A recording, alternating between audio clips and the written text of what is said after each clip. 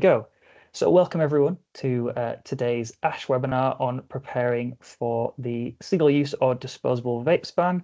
I'm John Waldron, I'm Policy and Public Affairs Manager with Action on Smoking and Health, and we coordinate a group called the Mental Health and Smoking Partnership, which is a coalition working to reduce smoking rates among people with mental health conditions, and that's the group through which we do a lot of our work on mental health and smoking. And today's webinar, as is given away, is going to focus on the single-use vapes ban. And we're hosting this webinar because we know that vapes play a really important role in supporting people in mental health inpatient settings to quit smoking and remain smoke-free during their inpatient stay. And obviously the disposable vapes ban poses real challenges for these settings. And we know that disposables are have been until recently one of the most popular vaping products used in mental health settings. So we wanted to bring everyone together today to kind of bring the professional community together to go through some of the practical challenges that are raised by the disposable vapes ban, hopefully offer some solutions, share some examples of best practice, and give people a chance to kind of discuss the challenges in their trust. So if you want to just go to the next slide, Noah. And we've got a really great agenda today there. As you can see, we've got 3 case studies from different trusts around the country, and then we'll have an update from some colleagues in the prison service on a kind of new vape that's been developed for the prison setting, which I know that some people working in the mental health space have also been interested in. So hopefully that will be a useful update as well. Next slide. So just some housekeeping rules, and these will be familiar to all of you. So please, can all panelists and attendees keep themselves muted and turn their videos off unless they're presenting. It should be set automatically, but just to be safe, these things never work 100%, and we'll mute anyone who's unmuted and not presenting. Please use the chat function to submit questions, reflections, engage in discussion, kind of talk, share your experience and your thoughts, and we'll address those questions in the Q&A session at the end. The webinar is being recorded, and the recording and slides will be shared online. So I'm sure someone will still post in the chat, is this being recorded? Yes, it is. And if you have any other kind of issues or questions, please post in the meeting chat or email admin@smokefreeaction.org.uk. So next slide, please. So just wanted to set out what specifically the single-use vapes ban will cover, and what some of the key actions for services are, just so everyone's clear and on the same page.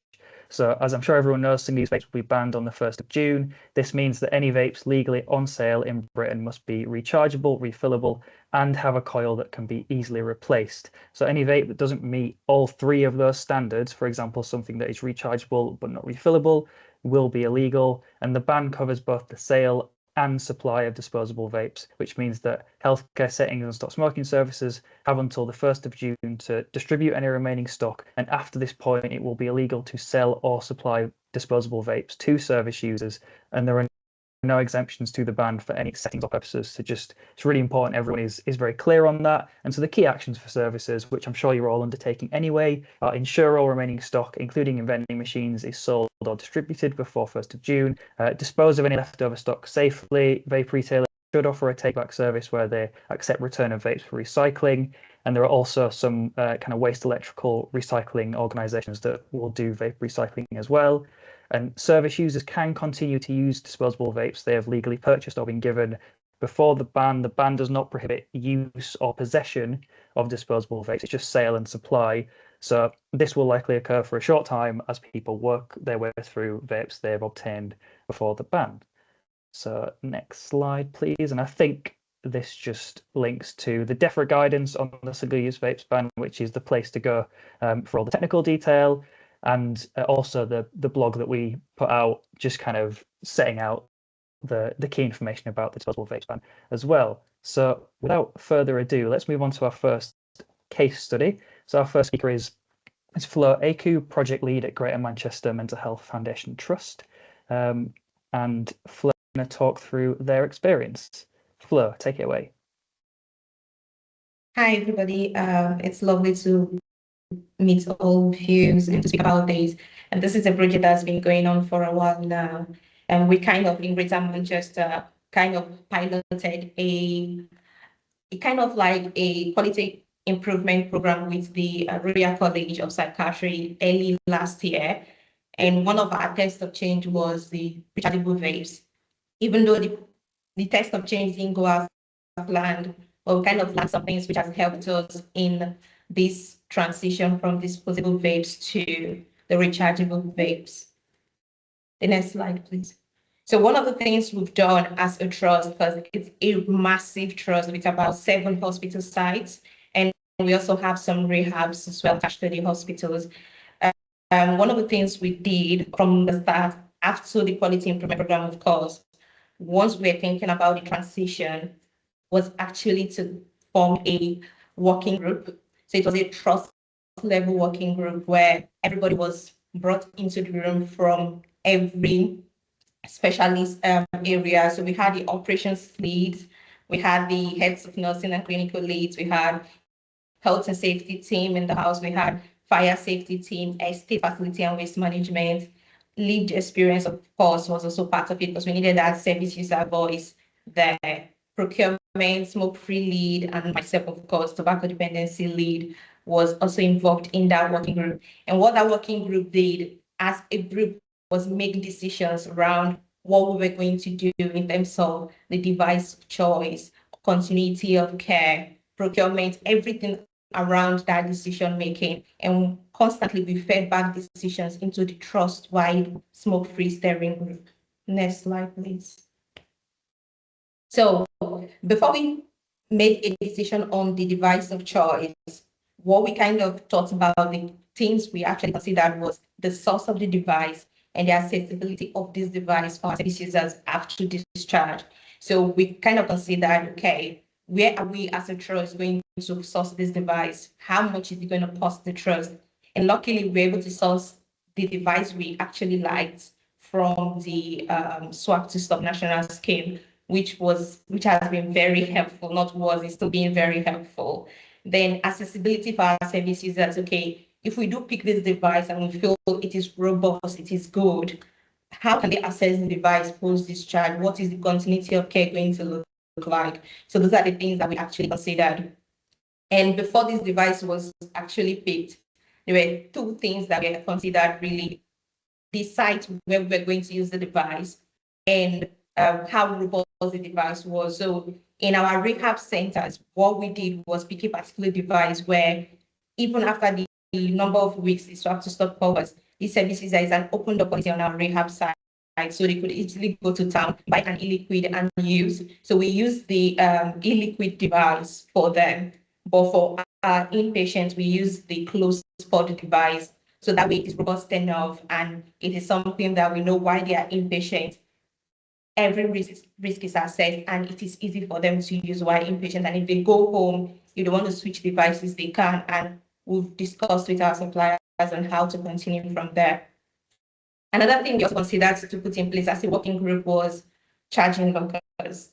Now, because it's a rechargeable device, the trust, the fire safety team and the health and safety team were not supporting the opinion of charging in rooms, but because the trust already had charging lockers in place for other devices, we kind of just looked for areas that didn't have the charging device already there and got the devices, those charging lockers for them. Now, if anybody's looking to get charging lockers, things to consider is staff access area only, that is according to their policy, of course.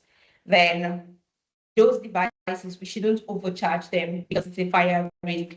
Now, during the pilot we did earlier last year, one of the things we found out was we gave out 2 batteries per service user. So one is on charge and one is with the service user.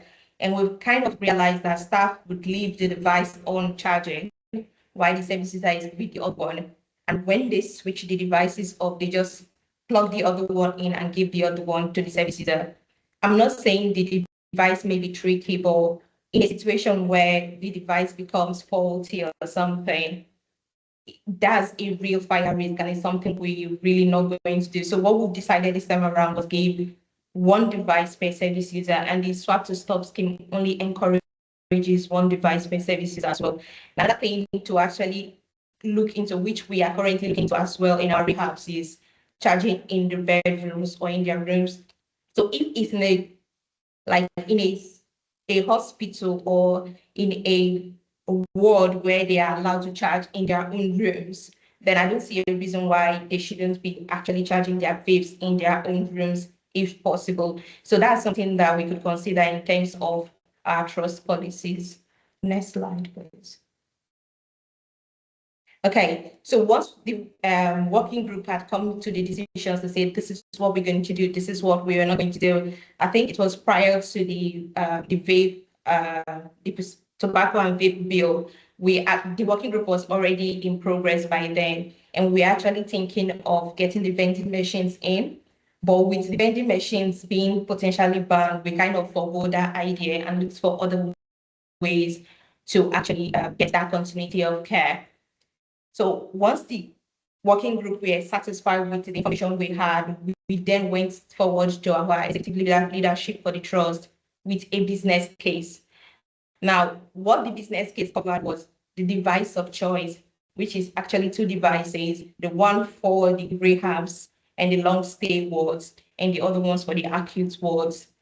Then we went with the charging lockers and how much it was going to cost the trust, because we had some wards that either the charging lockers were faulty or they were non-existent or they were not installed in the first place because it was a very small unit. So we had to let the trust know what the cost implication was going to be. And then we had a rollout plan as well, including timelines, then continuity of care plan. Because if the device we actually picked had a 4 weeks timeline on the swap to stop, our service users have an average length of stay of 51 days.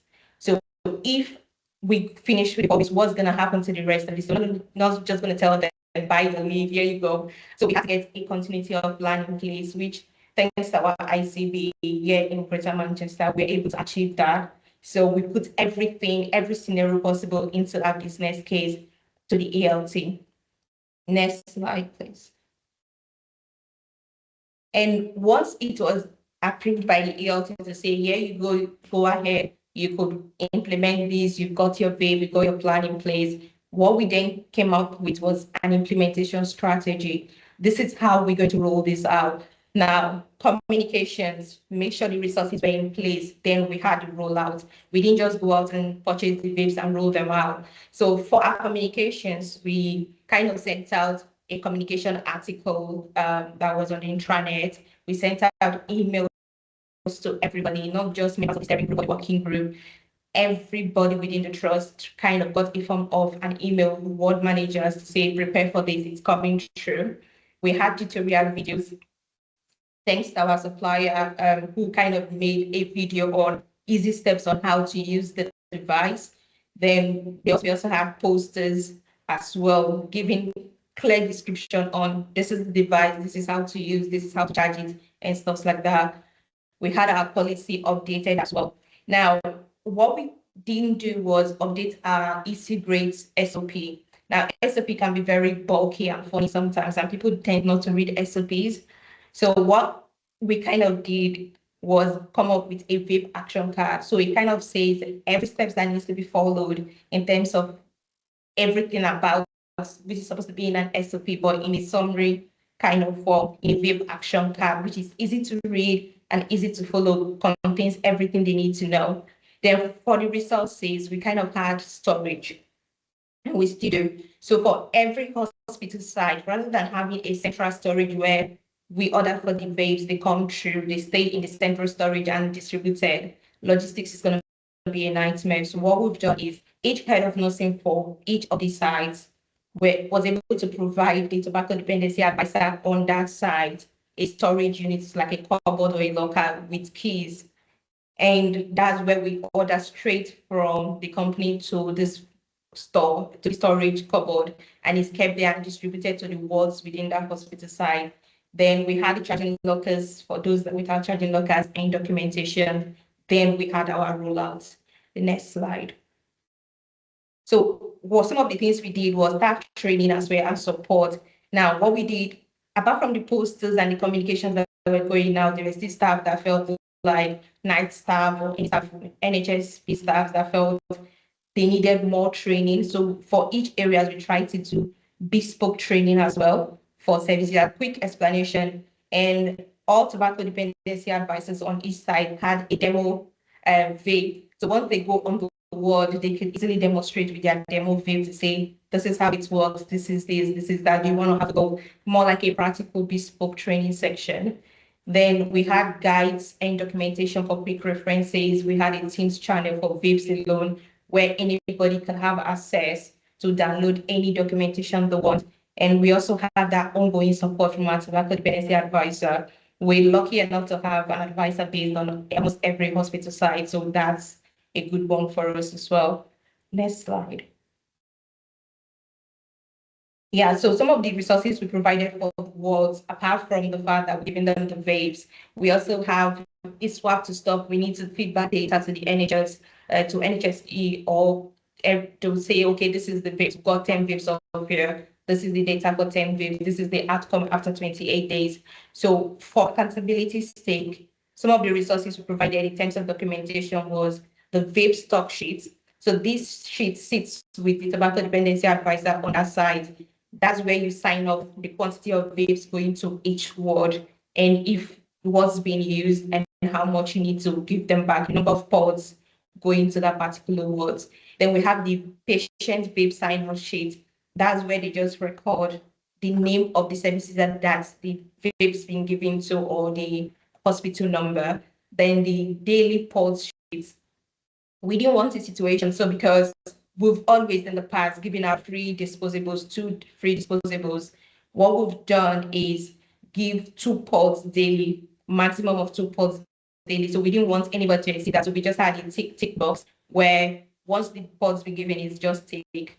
Then the vape device complaint sheet. So in case any of the devices comes out faulty, which we are not hoping to, we've not really got any so far, it's just put in there and then fed back to the company. Then we have the e-cigarettes risk assessment form. We've made the world understand before you give any of these out, we're doing the e-cigarette risk assessment, which covers swallowing and any other thing.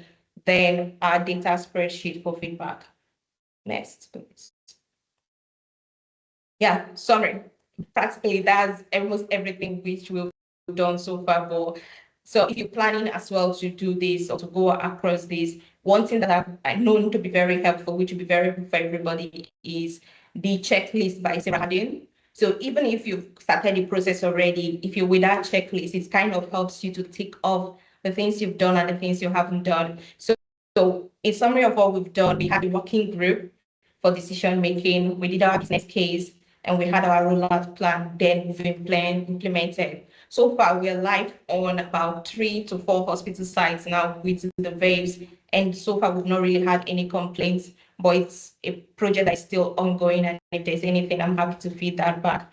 But we're very grateful to our trust leadership because they've been very, very supportive in this process. And to our GM ICB, in fact, they've helped us with our continuity of care and any support we might need as well. So yeah, I'm very, very grateful for that. And at the end of this section webinar, I'm going to be having questions and answers, and I'm happy to answer any questions anybody must have.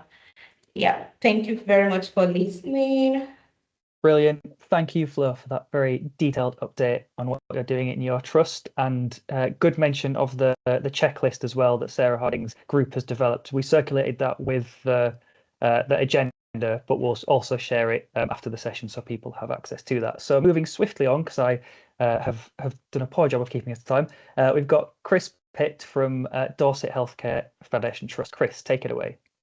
Thanks, John, and nice to see so many people here today. I think this follows quite well on from Flo's presentation, which was quite high level. So I've sort of aimed specifically at the provision of vapes and our journey through that. So yeah, next slide, please. So going back to, it was around about 2016, 2017 when we introduced the smoke-free policy.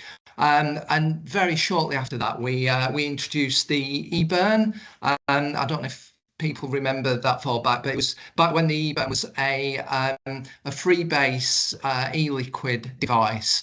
And as we can see there from the graph, free-base nicotine's not the most effective, not the most fast acting compared to the nicotine that people were getting from cigarettes. So we did a trial on one ward of a pod type device, which at the time seemed to offer the most similar experience to smoking a cigarette.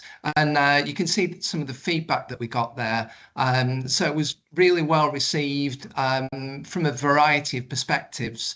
And yeah, including the staff, you know, what they witnessed with their patients, being easier to manage, being less sort of confrontational around not being able to smoke. So it appeared to be working really well. Tracy, I can see a hand up there. It's fine, Chris. People can't unmute themselves. Carry on. So just click on, yeah. Okay, Tracy, put your question in the chat. Thank you. Next slide, please. So as we move through the devices from the eBurn, so the first pod type device that we used was the Liberty Flights Pro, and we used that for quite a number of years. I think there were 3 flavors: menthol, tobacco, and a fruit flavor. We've always found that the tobacco and fruit flavors are the most popular, and we use about 50% as many with the menthol flavor. We also use the Liberty Flights vape pen, so the disposable vape as well. That was for patients who were assessed as high risk for our 136 suites, etc. So we continued to use those to date for those types of situation.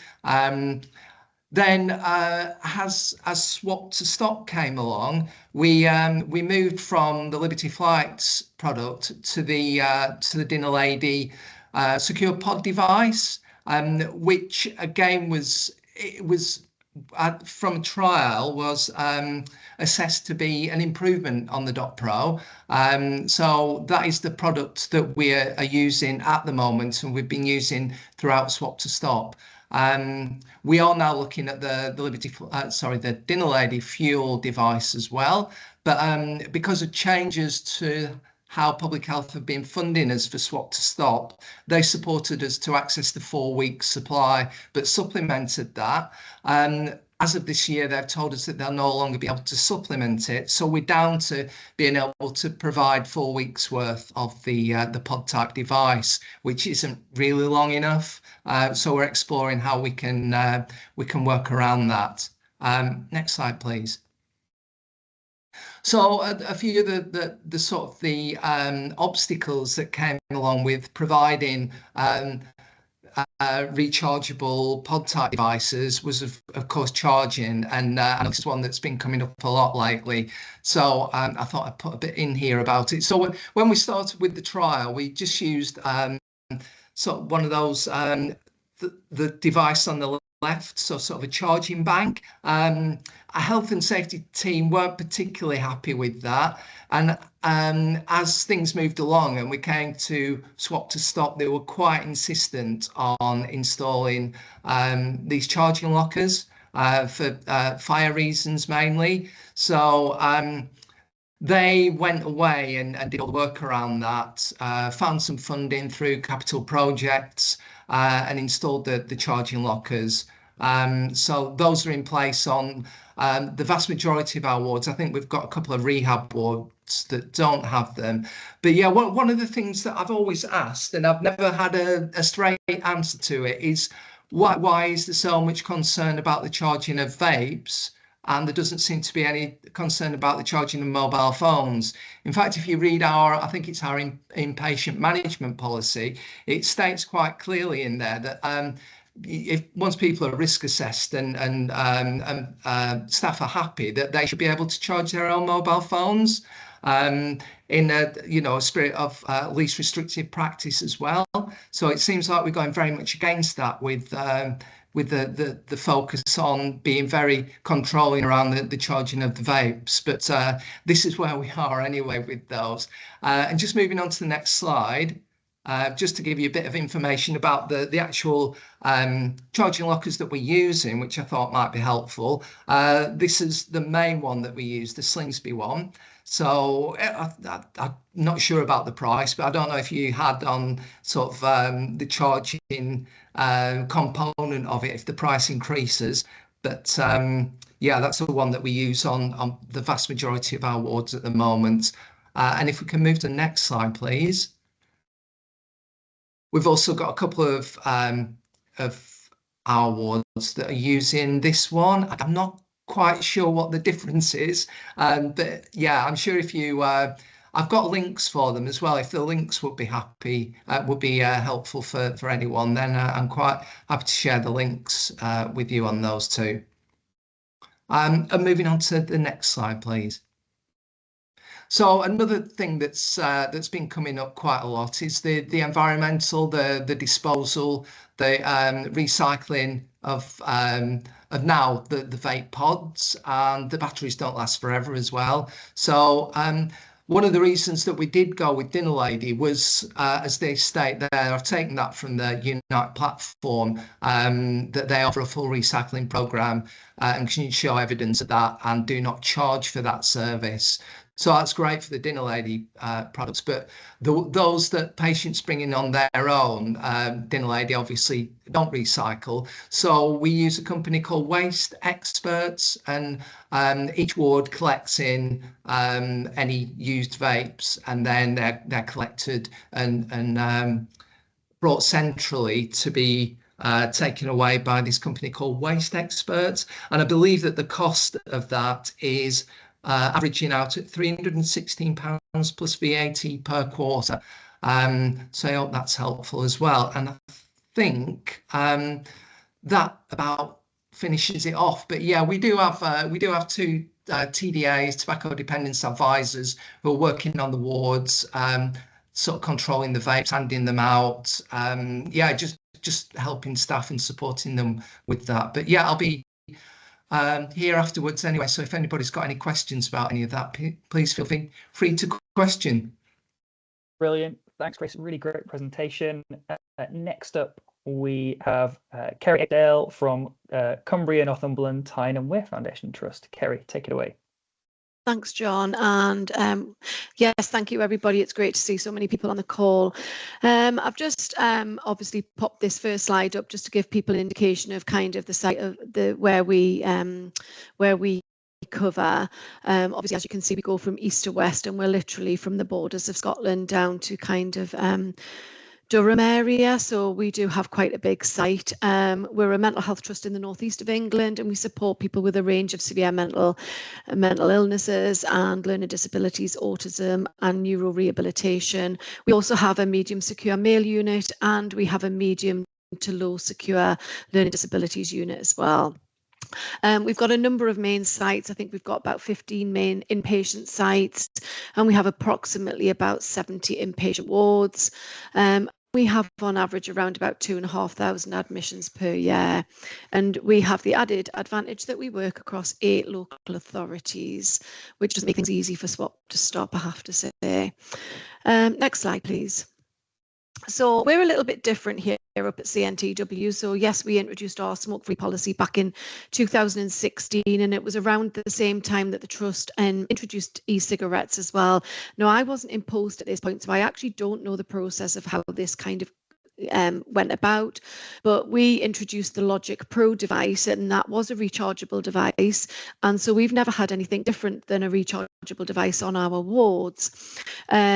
All patients basically on admission were given a battery and 3 pods as a starter kit. But patients have always been allowed to bring in their own devices into the trust, and the policy states that as long as they're risk assessed and they're checked for damage and the patients have been risk assessed, then they would be able to bring their own vapes into the trust and use those vapes.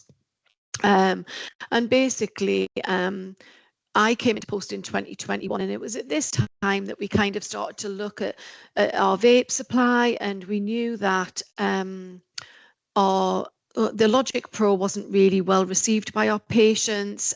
We went round and undertook ward visits. We spoke to staff and patients, and smoking was still an issue on the wards. Obviously, we knew that vapes had kind of really come about in the COVID era, and obviously disposables were now on the market. There was lots of flavours on the market, and we'd never really changed and adapted from the original Logic Pro device. But patients were very much just saying that they didn't like it. They didn't think it was a very good device. It wasn't really effective. And they didn't like the fact that we only had tobacco flavour at this point. So we started to look at new devices to be able to offer our patients a better vaping experience. And we tried quite a number of devices. We got loads of devices sent to us. But could we get them past our safety team? Within seconds, they had them broke into, they had fires started with them. And it just became a little bit of a battle between us and the safety team. And I was becoming a bit exasperated. So actually what I did was I walked along to the ward, I took a Logic Pro off the ward, I walked along to the safety team and I threw it at him and said, do your best with that one then. And he came back and went, I've done it in 30 seconds. So he broke into it, he had a fire started, and I said, okay, so these devices have been on the wards nearly 5 years. We've never had a problem with them. So where do we go from here? So this basically allowed us to kind of approach our executives. We started to look at a vaping trial, and we were going to do this on 2 different sites on it worked out to be about 7 wards, and we were trialing different things at the same time. But what we thought was a great opportunity was to introduce our new vape to the wards and see what feedback we got. Next slide, please. So we introduced the vape dinner lady. This was the I know Chris's pictures were much better than mine, but basically we introduced the Vape Dinner Lady secure pod device. It came as a rechargeable battery. It had pre-filled pods in the 3 flavours, and the downside for us was we could only get this into 20 milligrams. So we introduced this on the wards. It was really popular. Patients liked it. They liked the advantage of having different flavours. And so this went down quite well, and we decided to roll this out further. And this kind of our hands were tied really, because Logic Pro suddenly became obsolete for us. So we had to move quite quickly, and we rolled this out, I think, at the back end of, I want to say 2022, but it might have been 2023. So at the same time, we started to look at the fact that, you know, patients were able to bring their own devices in, and we had refillable devices being brought in by patients. And we knew that this device was costing the trust an absolute fortune. It was costing us a lot of money. Staff aren't following the policy. They're not giving out what they're supposed to be giving out. They basically give them out like Smarties. You know, if patients want new pods, they give them new pods. So we started looking at an alternative device. So we moved on to, next slide, please. We moved on to our Arc Fire device. And what we started to do with the Arc Fire device, again, this comes as a rechargeable battery. It's got refillable pods. And then we have a choice of 6 e-liquids that we can offer to patients. And it also comes with the added advantage that we have 3 different strengths with that as well. So what we started to do was we started to offer this device to patients who, following admission, they were doing really well, they were working with us, not necessarily to quit, but actually engaging with us and wanting to maybe be temporary abstinent or do a harm reduction program. So what we did was we started to introduce this device to them. And this went down really well. It went down, you know, so popular, the different flavors. They thought it was a better device than the secure pod device. So we started to roll this out more. And what we were finding was it was a much cheaper option for our trust, and a better option for our patients, because once they left the trust, they could continue to buy pods and they could continue to buy e-liquids. It was quite an easy device to use, and it was just giving them that inroad into kind of vaping as an alternative to smoking. Next slide, please. Now we have also just currently introduced the fuel device as well, which Chris did mention. So we've kept this one on board. We're kind of moving away from the old secure device to this one, just because of the additional enhanced safety features that it's got. And this device is mainly for our 136 suites, patients on admission who are deemed unsuitable to have a refillable device. So we're not saying that every admission can't have a refillable device, but just anybody who comes into the trust who's generally really unwell, or they might have a learning disability that they're not going to be able to manage refilling their own device. So we're keeping this device there, but we're hoping to be able to use less of this device. And the only reason that we've transitioned over, as well as the enhanced safety features, is the fact that it comes in 6 different flavours, which again is the feedback from the original Secure Pod devices, that it just was limited in flavours. So basically, sorry, next slide, please. So basically from May 2025, all patients admitted to CNTW who are current smokers will have an individual risk assessment. We don't have a separate risk assessment form that they have to complete. We've been asked this question many times, and what we do is we just have an individual risk assessment on admission. They are given a starter kit to include that Inocan arc fire, a pack of replacement pods and 4 bottles of e-liquid, which we think works out to be roughly around about 2 weeks supply. It might be less for some patients, it might be more for others. If they're unsuitable for that device, we offer them the vape Dinner Lady Fuel device, and we're offering a maximum of 3 pods a day for 2 weeks. And what we've tried to look at is giving an equitable service. So if they can't have the refillable device, they're getting an equal amount of kind of e-liquid or pods so it should last them around 2 weeks as well. And then what we have is that basically for our patients who are happy to engage with us, who are going to continue to undergo some work with us and possibly attempt a quit attempt with us, we will continue to supply free additional e-liquid and replacement pods for up to 12 weeks for those patients. Patients following the initial 4-week supply will have to purchase their own supply from that moment. Next slide, please. So the challenges that we've been facing, obviously, I've talked a little bit about risk assessments, and we have been asked many times around risk assessments. We've taken it to our reduced harm from smoking meeting, and basically what the wards have said is that they don't want additional paperwork to complete. They haven't got the time to do that. They're already pressured on the wards. So all our patients just have an individual risk assessment completed for all potential risks, and that includes vapes. And then they need to be, it needs to be documented in the biopsychosocial risk assessment form, stating what the risks are, why they can't have one device or the other, with a review date on there. We then have some issues around charging.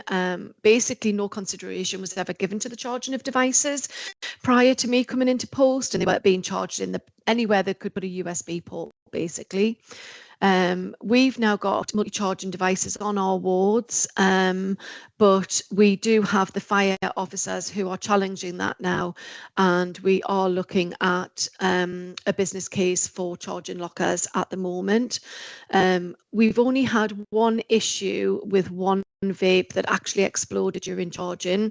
That was fully investigated by both Dinner Lady and Inocan, and it was deemed as a singular fault, and it was just fortunate that we got that device, but actually it just caused a little bit of damage too. Well, the device was absolutely ruined, but the charging unit was absolutely fine, and the rest of the ward was fine. Cost of supply of vapes to the trust. Basically, all vapes are currently supplied through the trust, and that comes from their ward budget. We purchase all the vapes for the trust, and we keep it all in a locked cupboard, and the advisors stock the wards on a need basis, and that's all cross-charged to the wards on a monthly basis. What we have found is there's a real inequity in ward spends. Obviously, our acute wards spend much higher amounts than our rehab wards and our older people wards. So we are looking at this and how we can support our kind of acute wards around kind of their vape spend. And we are trying to reduce the vape spend for the trust at the minute because it is really astronomical.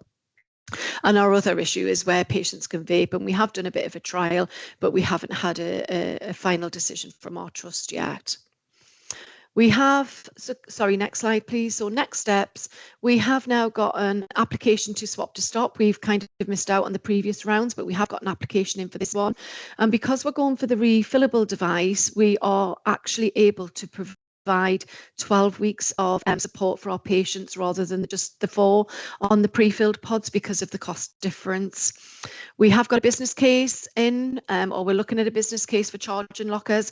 However, I quite agree with Chris, and we've had this discussion just this morning around what the difference is for charging mobile phones with a much longer charging cable than what we have on our vapes. So we are looking at that at the moment. We are looking at the direct supply of selling vapes from the wards to patients. And the reason for that is that our vape spend is so high. We're having to look at something to bring our vape spend down. The ward staffs won't follow policy, and they do just keep giving it out because that's the easier option for them.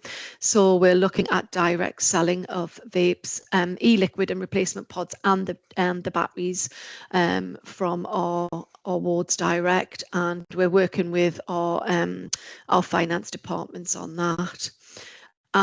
We want to go back to looking at vaping and where vaping's allowed, and alongside that we're wanting to improve our signage for the trust as well. And I think that's all from me, and just thank you very much for listening. Great, thank you, Kerry, for that brilliant presentation. Really interesting. So conscious we're a bit behind time, so let's move on to Mark and Jade from the prison service.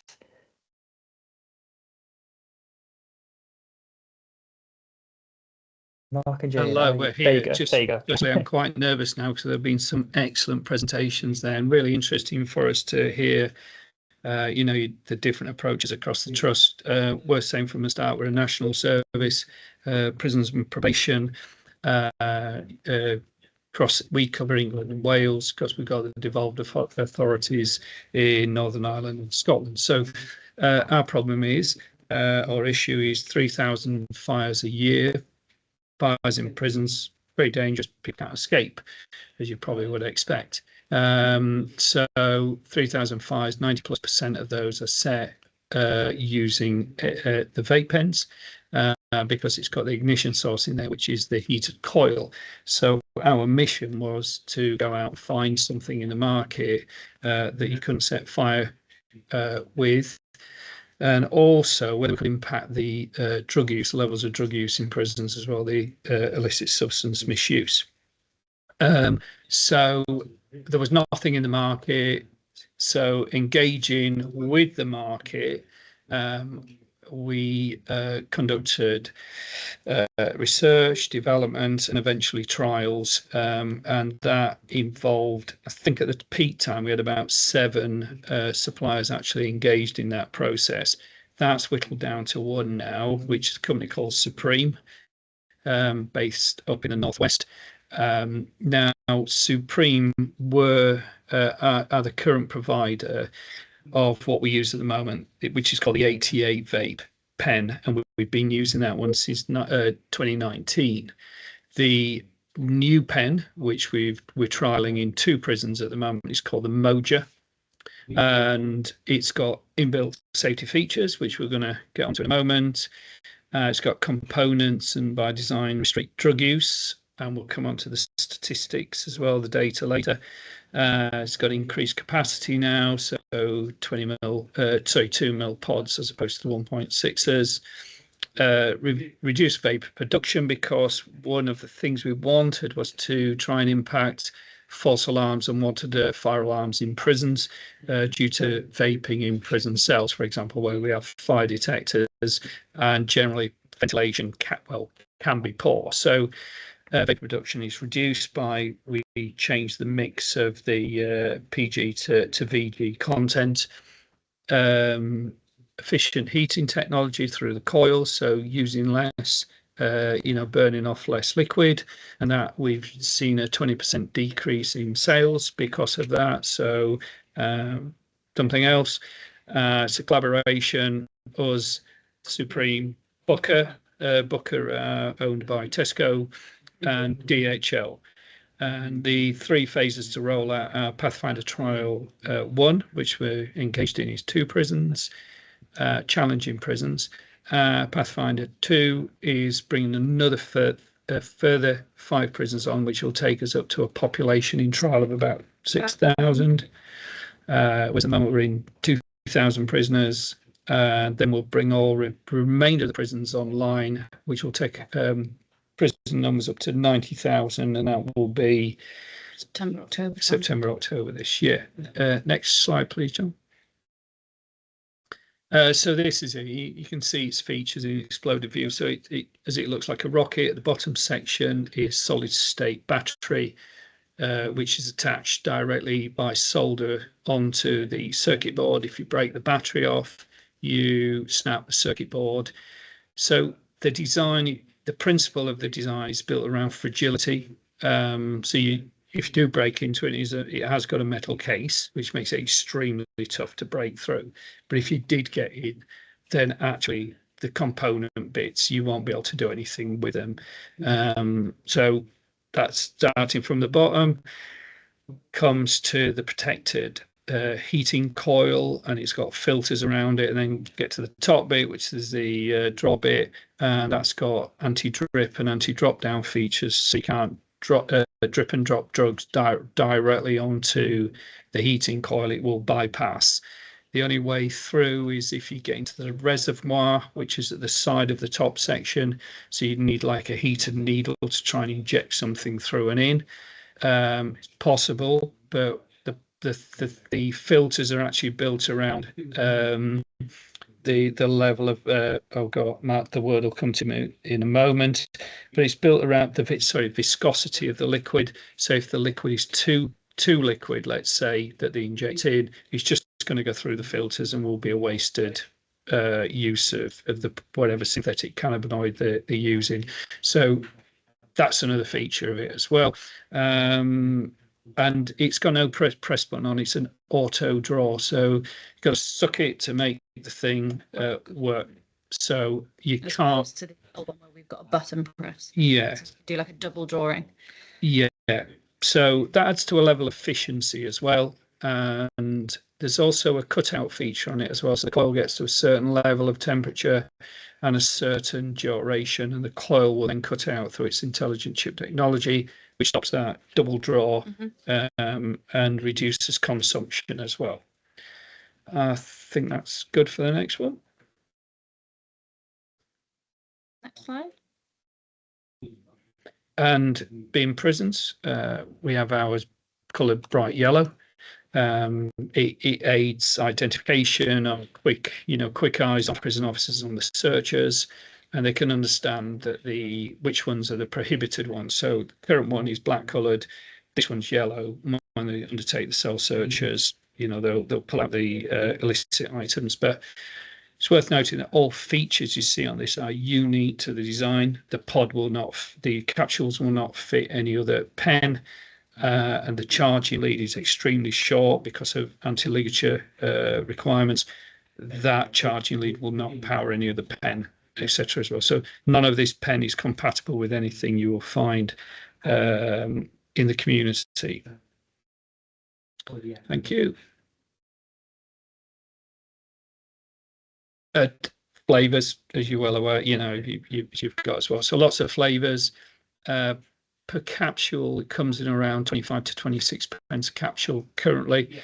I know there's big tax rises to come next October, which will push up the price by about, we think about 65 pence per capsule. The pens are £2.98 trading at the pen at the moment. So costing for all of it across the board between the old and the new, so the 88 vape and the Mojo vape is exactly the same. So the prisoners have, not had to pay any more for the new vape and the pods. Yeah. So there's no more impact to prisoners, and we undertake a free exchange as well. So prison officers go to the cell and they undertake a free 1-for-1 exchange to then remove the old items from possession. Next slide, please.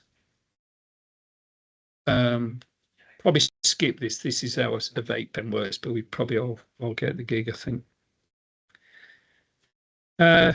I saw on someone's presentation earlier, implementation, for example, and this is our project plan here.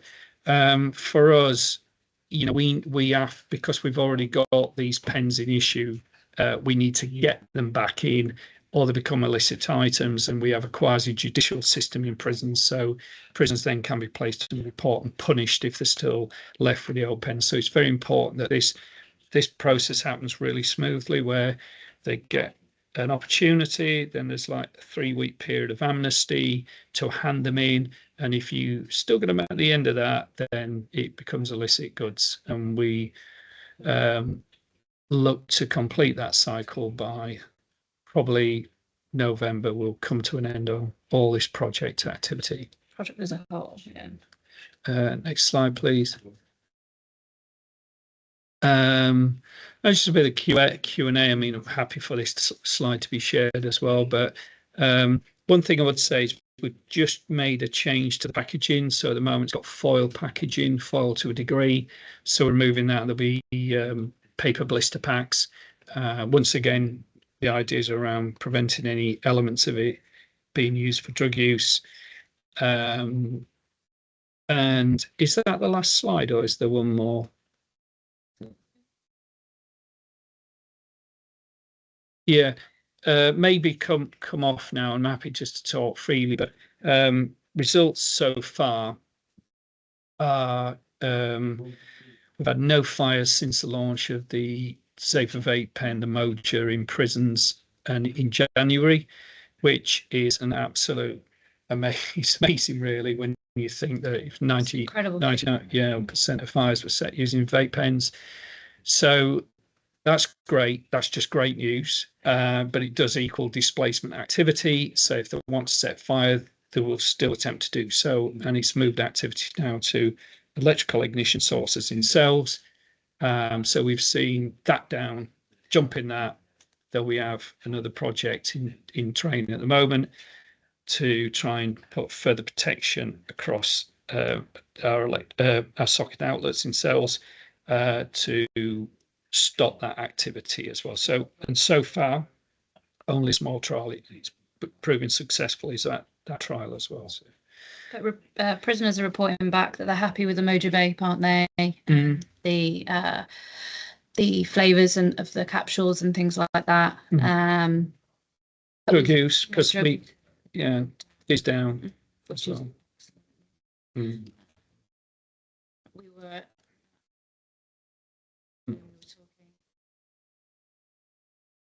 Great. So does that bring us to an end then, Mark? Yeah, on the slides. Yeah. Okay. Yeah. Brilliant. Okay. Well, thank you very much. That was really interesting. And there was just one question saying, would the Moja vape pen be available for forensic services in mental health hospital sites? And what would the timeline be on when will it be more widely available? Yes. So what we said to Supreme is that let's get stage 2 through trial, and stage 2 opens it up to another 4,000. So we'll have 6,000 prisoners in trial then, and then what trial 1 has allowed us to do is to make subtle changes to it, and so there may be some more changes in trial 2. But I've said to Supreme that that if trial 2 is successful, I'm content for the product then to become available to the wider market. It probably just has a different color. Yeah, maybe they could change the capsule connection so not compatible with the prison one, things like that. But in terms of packing a punch in terms of all its safety features, it would certainly have all that. Brilliant. Thanks. That's really helpful. So we'll go on to a quick Q&A session now in the next 4 or 5 minutes. So if the other panelists just want to quickly turn their cameras back on and unmute themselves. So I know there's been a really good discussion happening in the chat. I think one of the things, I think was a couple of the presentations addressed this, but how are people handling disposal and recycling of vapes? I think, Chris, you touched on this, so maybe we could hear from Kerry and Flo on that. So I don't know, I put my hand up, sorry. So basically we did have an issue to start with around kind of the disposal, and it was just becoming a bit of a nightmare for us. So we actually got in touch with our estates department, and I handed it all over to the estates department, and they have done it through the waste stream. And so we have boxes that go onto all of the wards that all of the batteries are put into, because you can't, I don't think you can recycle the tops. So we just put the batteries in, and then the batteries are taken away and put into a bigger disposal unit that is then taken away. Great, thanks, Kerry. And then Flo, and then Mark. I think it's the same way as what Kerry is doing in our trial. So we've handed everything over to estate. So our waste management guys are provided, but this time around we're not using boxes, so we're using the tubes, you know, the kind of tubes you find in Tesco's or any shop for batteries and stuff. So those tubes sit in on every ward, so the batteries go in there, and then it's emptied into a bigger drum, about 20-litre drum on each hospital site. And from there, the porters do everything. So it has nothing really to do with my team when it comes to the disposal. But yeah, everything is taken care of that way. Great, thanks, Flo. And then Mark, do you want to come in?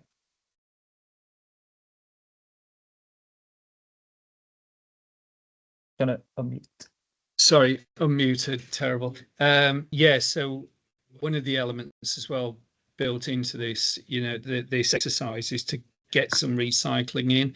So the caps, we're selling over 2 million caps a month, so they can be reground and turned into products that are used in prisons, like plastic plates, plastic knife and forks, buttons and things like that. So that's been a real push to, you know, to try and use the plastic, because the sheer amount we're using, and then the pens are a stripped down item, which go through a company called Waste Care. Just have big barrels on the wings, the prison wings where they're going.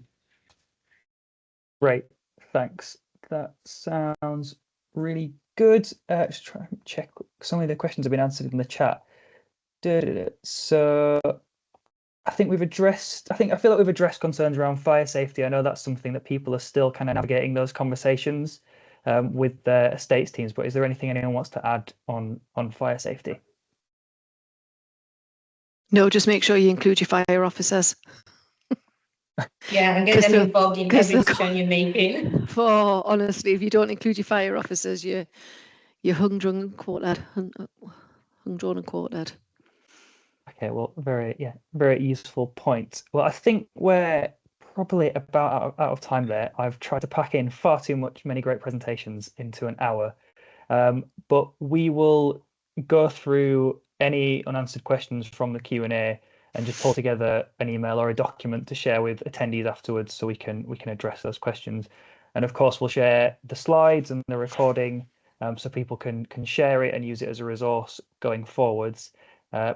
Thank you so much to all the brilliant speakers we've had on the call today. Thank you for taking time out of your busy days. And thank you so much to the 127 people we currently have on the call. And I think we had a few more earlier. It's been a really, really great session, some really great information. And I wish everyone the best of luck with transitioning to using reusable vapes and continuing to support service users to be smoke-free. So thank you very much, and have a great rest of your day, everyone. Thank you. Thank you. Thanks, everyone. Bye-bye.